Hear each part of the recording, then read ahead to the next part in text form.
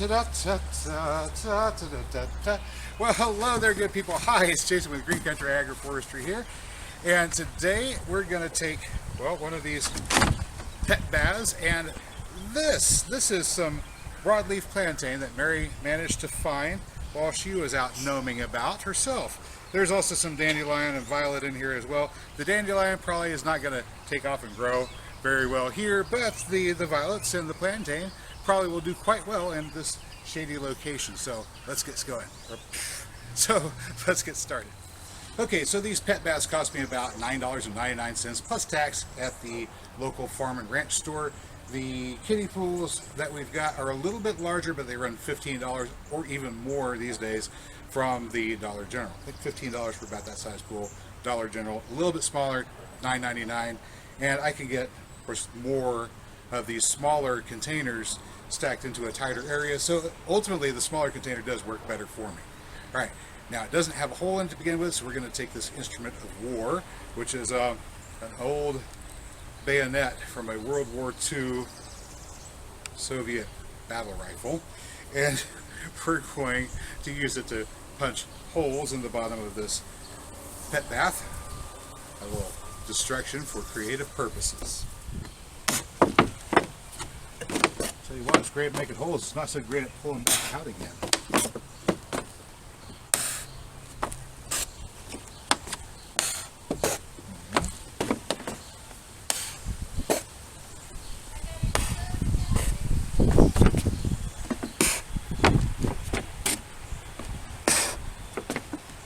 Well, yep. As a pet bath, it's pretty well ruined. But as a gardening container, it's going to do just fine.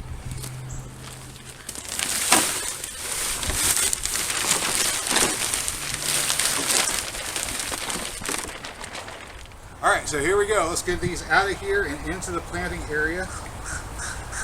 It's slimy. So, I'm trying to get this stuff positioned here. The matrix this stuff is in is like slimy. Looks like maybe a bentonite clay.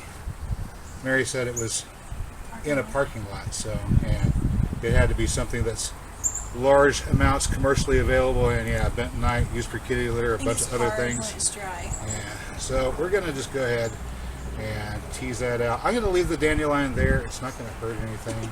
The dandelion probably is not gonna do much of anything at all. He already did the thing, the poofy part in my bucket. Yeah, it's already gone to seed. I'm gonna just go ahead and take off some of these damaged leaves. I tried to clean that bentonite clay off of them. They were gray when I picked them up. Yeah. Well, once they get watered in, that'll be taken care of. And a little clay is not a bad thing either. So I'm just going to go ahead and spread these out like so.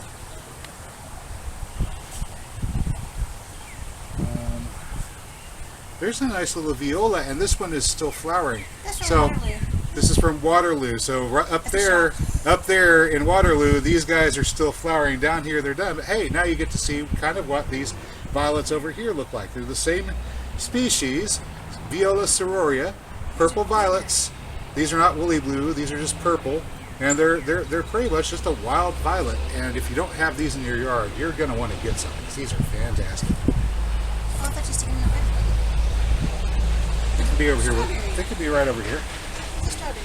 They could be right over here with everything that they've grown up with. All right. So this is broadleaf plantain. This is one of the best healing herbs that there is. It's an edible plant as well. But I don't think that I would want to waste it by eating it, because it is such a potent medicinal herb. It accelerates healing. Yeah. It helps clean wounds. See what I mean? That's Boy. All right, so really quick, I have to inform you, I am not a medical doctor. I have never paid a fee to a criminal organization to get a piece of paper stating that I have the permission from that criminal organization to practice medicine. With that information in mind, here are some of the effects that have been alleged for plantain. First off, plantain is anti-inflammatory. This is good for rashes, for insect bites, and things of that nature. If you've got a rash, a burn even, insect bite, make a poultice by just chewing it up, placing it on the affected area. It will dry out the infection, cool off the tissues, reduce inflammation. This effect also works internally as well. Plantain is perfectly 100% safe to use as far as we can tell. It's edible, and of course you can use it internally by brewing a tea from the leaves. Hello, wasp. We brew tea from the leaves. It is a bit bitter, but whenever you consume it, it will help with a whole host of gastrointestinal problems, particularly ones related to inflammation of the tissues in your bowels. Of course, it will heal up ulcers and things of that nature. It's good for diabetic ulcers as well, particularly on the feet. Splinters, foreign objects, injuries of all sorts. It's good for these. It will help knit together tissues rapidly. As a matter of fact, I have an anecdote about the ability of plantain to knit together tissues that's kind of impressive. I was about maybe 7, 8 years old, and I had gone along with one of my uncles and a couple of my cousins out into the woods in the Ozarks, where he and a bunch of his buddies were building a meeting place for modern day mountain men, which is essentially what they were. They like to go out and hunt and fish and forage for their meals as just an exercise. We went along, and while they were building this meeting hall, which was essentially a large pole barn, they were putting the roof on. The roof was made out of galvanized sheet metal. I wanted to have a look at what was going on, so I climbed up a cedar tree that was next to the lodge. And this cedar tree had been chopped, all the limbs had been chopped off, going up to about halfway up the height of the tree, and then they topped the tree. So it was essentially just a big tall post. I climbed up, and I was holding on to the side of this tree. So here's the tree, it's coming up like this. I'm holding on to the tree, and I climb up, and I get to the point where I'm looking over here to see what's going on. And the roof is slipping down towards me, right? And I'm looking up and seeing what's going on. And they get finished cutting off a piece of steel, and they drop it, and it slides down the roof. I'm just hearing la la la la, little kid watching, right? La, la, la. And I see this piece of metal go sliding down. It's not like I can really do anything. I'm holding on to the tree. I can't really just let go of the tree and fall. It's about 10 to 15 feet down from where I'm at. So here comes this piece of steel, just slides right off the roof, and it goes ka-chunk right into my hand around the tree, and you can barely see a scar on my knuckle here, sometimes depending upon the light, that's remaining from where that piece of metal cut through. But it cut into the bone just below the knuckle on this finger, cut this finger, cut this finger. I think it cut a little bit of this finger too. But bone damage, lots of blood loss, just barely missed removing that finger at the joint. Fell out of the tree, ran around like a chicken with a bad haircut for a minute or two. And whenever I finally calmed down and sat down and looked, there was just blood everywhere. One of the fellows there was a practitioner of Native American medicine, and he made a poultice which included plantain, applied it directly, and he chewed it up too. And we're talking, this is not sanitary. You're chewing it up with your mouth and you're slapping it on there. He also had some horse mint, and the thymol in that's going to kill any infection that could be in your mouth or anywhere else. You could have rubbed feces on it, and it wouldn't have gotten infected at that point. But he put that on there.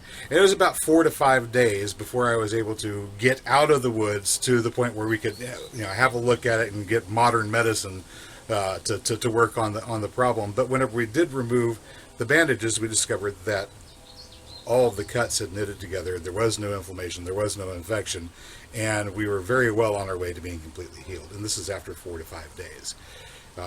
Very amazing. So that's my personal experience with plantain. And of course, one of the reasons why we have it. So there you go.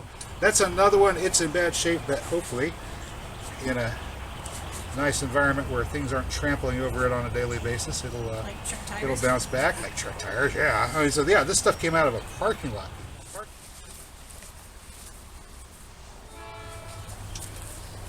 I guess an empty bucket is a happy bucket. Yeah, well, you can get it filled up again. Hey, good people, that's all we've got for you today. I hope you found our video informative or entertaining, and if you did, well, you know what to do. I'll catch you next time. But until then, get out there and get growing. We're digging.